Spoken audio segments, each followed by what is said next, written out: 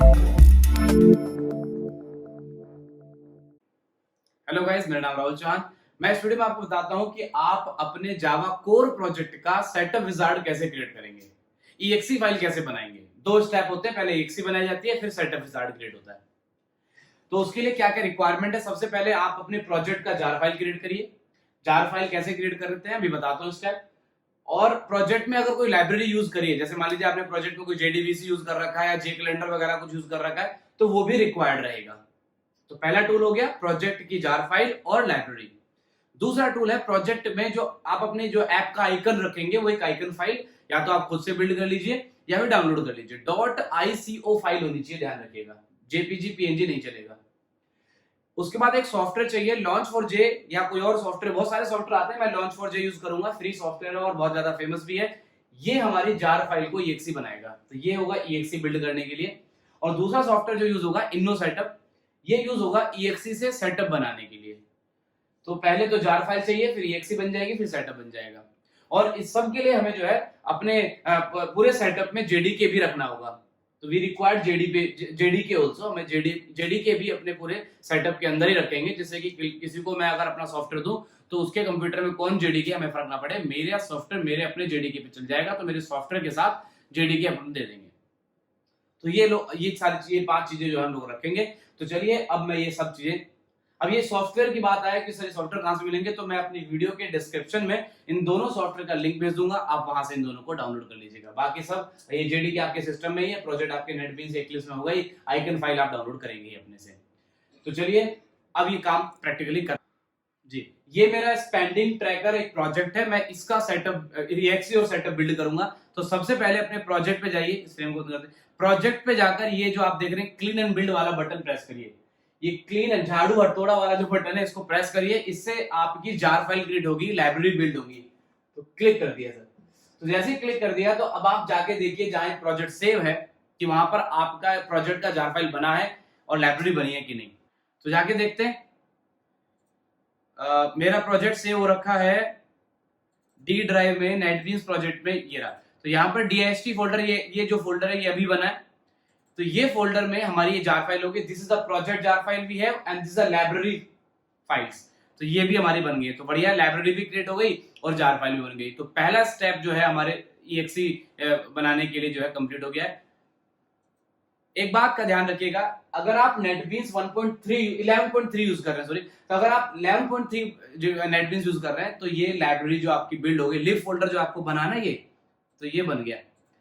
अगर आप 11.1 यूज कर रहे होते तो ये फोल्डर नहीं बनता और आप सेटअप विजार्ड क्रिएट नहीं कर पाते। तो इसीलिए अगर आप 11.1 यूज कर रहे हैं तो प्लीज अनइंस्टॉल दैट और इंस्टॉल द 11.3 या 11.1 भी रखो, 11.3 भी रख लो, आपकी मर्जी है, आप दोनों रख सकते हो नेटबीन्स।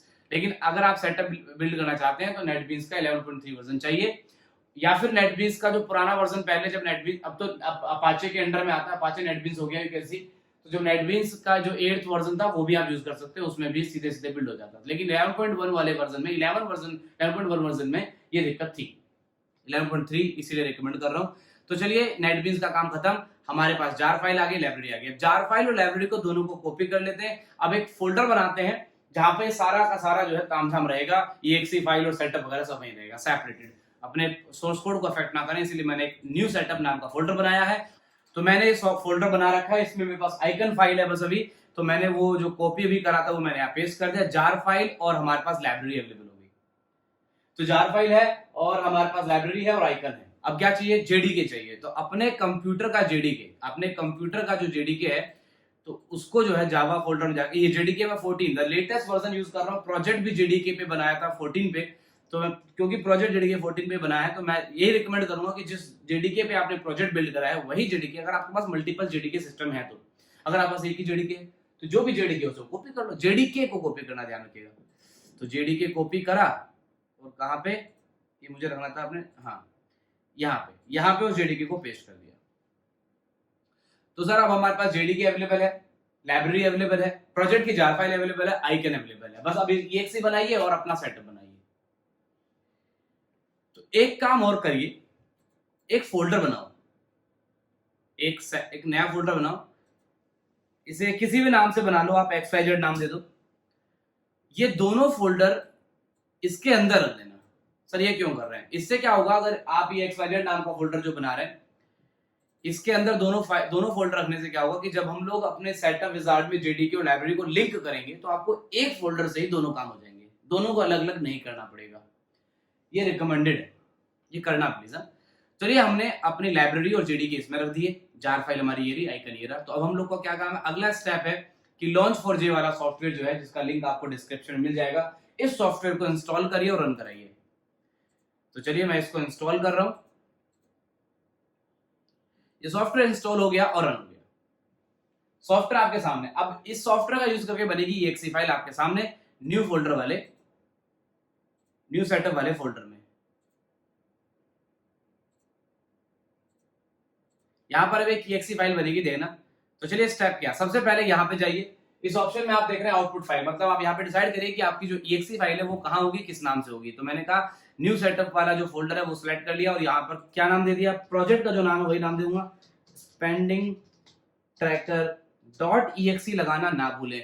तो स्पेंडिंग ट्रैकर डॉट exe मेरी हो गई फाइल का नाम, ये हो गया आउटपुट फाइल नेम।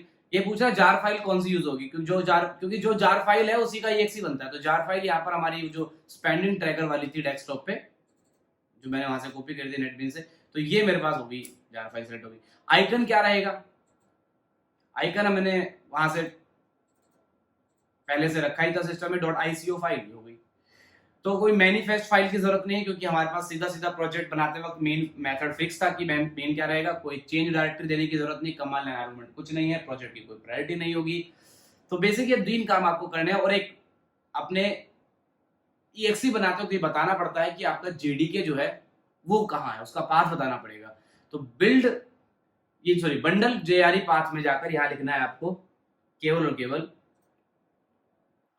यहाँ पे अपने इस फोल्डर का नाम मैं कॉपी पेस्ट कर रहा हूं जिससे कि गलती की गुंजाइश ही ना हो। ये तो ये जो जेडीके आपने कॉपी करा था वहां से, वो आपको यहाँ पर जो है लिख देना है, जिससे कि मेरी exe के साथ जेडीके बंडल रहे।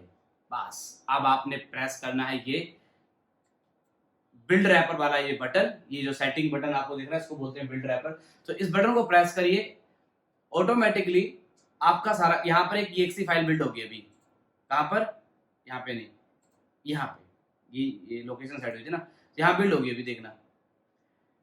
तो पॉइंट ये है कि चलो बटन प्रेस करते हैं।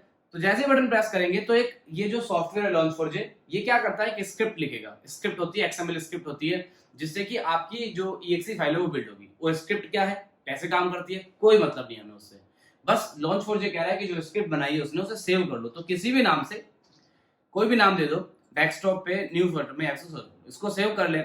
स्क्रिप्ट सेव करनी पड़ती है जिससे कि वो रन कर सके, Launch4j इस स्क्रिप्ट को रन करा सके, इसलिए एक बार सेव करना पड़ता है। तो चलिए सेव कर लिया और अपना काम खत्म, सक्सेसफुली क्रिएटेड का मैसेज आ गया है। अब आप इस Launch4j को बंद कर दीजिए। आपने जो भी स्क्रिप्ट सेव करी थी उसे चाहे डिलीट कर दीजिए, उससे कोई मतलब नहीं है। ये हमारे पास exe फाइल आ गई है। तो this is your exe file, आपके सॉफ्टवेयर का एग्जीक्यूट फाइल बन गया। अब क्योंकि आपके सॉफ्टवेयर में exe फाइल बिल्ड हो गई है, तो अब अगला जॉब है कि आप इसे सेटअप क्रिएट करें। अब exe फील्ड क्रिएट होने के बाद सेटअप कैसे क्रिएट करते हैं, तो उसके लिए हमारे पास ये सॉफ्टवेयर है जिसका नाम है InnoSetup। तो InnoSetup वाले सॉफ्टवेयर को इंस्टॉल करते हैं। सेटअप विजार्ड सिंपल एग्रीमेंट है, एग्री करिए और आगे बढ़िए। इंस्टॉल InnoSetup प्री प्रोसेसर्स मैं अपने प्रोजेक्ट में यूज नहीं कर रहा हूँ, सी प्रोजेक्ट्स में प्री प्रोसेसर होते हैं, तो अगर आपका मन है तो आप इंस्टॉल करिए, बाकी मैं तो इसको अनचेक करके चलूंगा और डेस्कटॉप आइकन की जरूरत नहीं है, एंड दैट्स इट। तो InnoSetup वाला सॉफ्टवेयर हमारा इंस्टॉल हो गया है। ये आपके सामने जब इंस्टॉल होने के बाद ये स्क्रीन आएगी, इसमें ये वेलकम स्क्रीन आ रखी है, इसको कैंसिल करिए। तो चलिए कैसे बनाते हैं सेटअप exe बनाने के बाद, वो सुनिए। फाइल में जाइए, न्यू में जाइए, नेक्स्ट बटन प्रेस करिए। यहाँ पर अपनी ऐप का नाम, तो मेरी ऐप का नाम रहेगा स्पेंडिंग ट्रैकर। तो स्पेंडिंग ट्रैकर के बाद वर्जन क्या रखेंगे, तो मैंने कहा 1.0। कंपनी का नाम, अब आप अगर स्टूडेंट है तो सर कोई कंपनी दोगी नहीं, तो आप कुछ भी लिख देना या फिर जो लिखा था वही छोड़ दो। मैं यहाँ पर अपनी कंपनी का नाम और वेबसाइट नाम लिख दिया। यहाँ पर बोल रहा है कि जो प्रोजेक्ट आपका इंस्टॉलेबल हो रहा है तो वो कहाँ से हुआ करेगा, प्रोग्राम फाइल्स में सेव हुआ करेगा। तो ये सही है सर, प्रोग्राम फाइल्स में सी ड्राइव में सेव होना चाहिए, प्रोजेक्ट बेहतर है। नेक्स्ट बटन पे क्लिक करिए, फिर यहाँ पर आके रुकना है। अब यहाँ पे आपसे पूछ रहा है कि सर जो आपकी exe फाइल होगी सेटअप के अंदर वो क्या है, तो वो कहाँ है। तो यहाँ ब्राउज पे जाइए और अपने डेस्कटॉप पे, क्योंकि डेस्कटॉप पे था ना वो, तो जो exe फाइल अभी बनी थी उसको सेलेक्ट कर लो बस। तो ये हमारी exe फाइल आ गई। अब वो बोल रहा है कि अगर आपने कोई अदर फोल्डर यूज करे हैं, तो जेडीके यूज करा और लाइब्रेरी यूज करा है, वो दोनों किस में, XYZ वाले फोल्डर में, याद है। तो केवल जाइए यहाँ पर ऐड फोल्डर वाले बटन पे क्लिक करिए, न्यू सेटअप वाले फोल्डर में जाइए, तो जेडीके और लाइब्रेरी XYZ के अंदर है, तो XYZ को क्लिक करिए और ओके कर दीजिए। ये पूछ रहा है कि इसके सब फोल्डर्स को इन्वॉल्व करना है, मैंने कहा बिल्कुल इन्वॉल्व करना है, यस करिए। और अब हमारे पास अब आपने करना है नेक्स्ट बटन पे क्लिक। तो जैसे नेक्स्ट पे करोगे तो ये आपसे पूछ रहा है कि भैया आपके जो सेटअप क्रिएट होने के बाद जब इंस्टॉल हुआ करेगा तो कोई शॉर्टकट के ऑप्शंस आपको देने हैं, शॉर्टकट के ऑप्शन देने हैं कि नहीं, क्विक लॉन्चर में ऑप्शन देना है कि नहीं। मैंने कहा क्विक लॉन्चर में ऑप्शन दिवा दो, या फिर इसको नहीं भी करो तो भी चलेगा। नेक्स्ट पे आ गए। अब यहाँ पे आ रहा है कि भाई आपके प्रोजेक्ट जो आपका सॉफ्टवेयर इंस्टॉल होगा तो कोई लाइसेंसिंग एग्रीमेंट है क्या आपका। लाइसेंसिंग एग्रीमेंट मतलब होता है ना, जब हम लोग सॉफ्टवेयर इंस्टॉल करते हैं तो उसमें आता है कि आई एग्री और आई डिसएग्री, एक्सेप्ट और डिनाई, डिक्लाइन, जो भी आते हैं वो अगर आपको अपने सॉफ्टवेयर में फील्ड चाहिए ऐसा, तो आप एक लाइसेंस फाइल बनानी पड़ेगी उसके लिए। तो चलिए बना लेते हैं, फील आएगा। तो मैंने क्या करा, यहाँ पर एक नया टेक्स्ट डॉक्यूमेंट बनाया LIC के नाम से, लाइसेंस के नाम से मैंने शॉर्ट में लिख दिया, और यहाँ पे अपना एग्रीमेंट लिख दो, कुछ भी, झींगा लाला हु झींगा लाला, कोई भी एग्रीमेंट लिखो आपकी मर्जी। तो ये मेरा ऐसे, और यहां से इस फाइल को कर लो ब्राउज, ऐसे कुछ भी, जो भी आप अगर प्रोफेशनली बना रहे हैं तो ऑब्वियस बात है आपकी कंपनी का अपना एग्रीमेंट होगा, मैंने तो ऐसे लिख दिया। तो अब आपने जाना नेक्स्ट पे गए, यहाँ पे पूछ रहा है कि किस लैंग्वेज में, किन किन लैंग्वेजेस में आपका जो सेटअप है वो चला करेगा। मैंने कहा सिलेक्ट ऑल, हर लैंग्वेज चलेंगे। फील आता है, फील ही जिंदगी है। कस्टम कंपाइलर आउटपुट मतलब आपको बताना है कि भैया आपका जो आउटपुट है वो कहाँ, जो सेटअप फाइल बनने जा रही है वो कहाँ बनेगी। तो वही सेटअप, न्यू सेटअप वाले फोल्डर बनाओ, यहाँ सारा बन रहा है। किस नाम से, तो नाम रख देता हूं स्पेंडिंग ट्रैकर सेटअप। तो स्पेंडिंग ट्रैकर सेटअप के नाम से बनेगी। आइकन जी, आइकन वही जो सेम एक ही आइकन यूज कर रहे हैं हम लोग। नेक्स्ट करिए और फिनिश। जैसे exe बना के स्क्रिप्ट बनती है वैसे यहाँ पे भी स्क्रिप्ट बिल्ड होती है, बस आपने वो एक बार सेव करनी होती है। तो मैंने यहाँ पे भी उसको रन करने के लिए सेव करा, यस यस प्रेस करिए और किसी भी नाम से सेव कर लीजिए, आपका काम हो गया, हो रहा है मतलब। तो इसमें जेडीके एक्चुअली क्या है, आपके सॉफ्टवेयर को हैवी बना रहा है। जेडीके करीबन 300 MB का है, तो वो जेडीके ही आपके सॉफ्टवेयर को हैवी बना रहा है, बाकी तो आपका सॉफ्टवेयर 3-4 MB का है। तो ये हमारा हो गया फिनिश, इट्स डन। तो चलिए अब हम इसको करते हैं बंद, और हमारा सॉफ्टवेयर जो है ये, अब चाहे सब कुछ डिलीट कर दो, अब किसी का जरूरत नहीं है, बस ये सेटअप फाइल उड़ा देना है। तो ये सेटअप फाइल छोड़ के ये हमारा सा सॉफ्टवेयर है। ये करीबन ये 155 MB का सॉफ्टवेयर है, इसमें जेडीके है इसलिए थोड़ा सा हैवी है, जेडीके और लाइब्रेरी की वजह से हैवी हो रखा है। बाकी तो प्रोग्रामिंग तो इसमें बहुत ज्यादा नहीं है, लेकिन फिर भी हमारा एक बेहतर सॉफ्टवेयर तैयार है। अगर किसी के कंप्यूटर में जेडीके नहीं भी है ना, तब भी रन करेगा, क्योंकि मैंने सॉफ्टवेयर के अंदर ही जेडीके को बंडल कर दिया है। तो सर इंस्टॉल करके देखते हैं और रन करा के देखते हैं सॉफ्टवेयर को। तो मैंने इस सॉफ्टवेयर को सीधे सीधे इंस्टॉल कराया, जैसे हम नॉर्मल सॉफ्टवेयर को इंस्टॉल करते हैं वैसे ही। ये लैंग्वेज इंग्लिश, यस, ये वो एग्रीमेंट आ रखा है जो जिंगलाला वाला टाइप का था, तो yes you have to agree that, तभी नेक्स्ट वाला बटन एक्टिवेट होगा।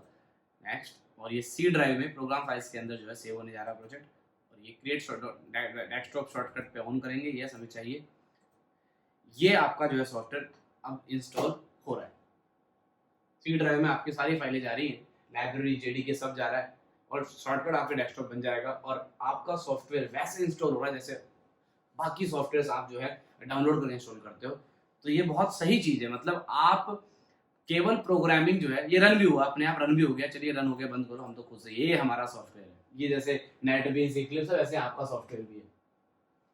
देखिए प्रोग्रामिंग का मतलब है कि भाई जो भी आप सीखे उसको उस लेवल तक लेके जाइए कि जहां आप देख बता सके लोगों को कि भाई ठीक है भाई मेरे को ये सब आता है।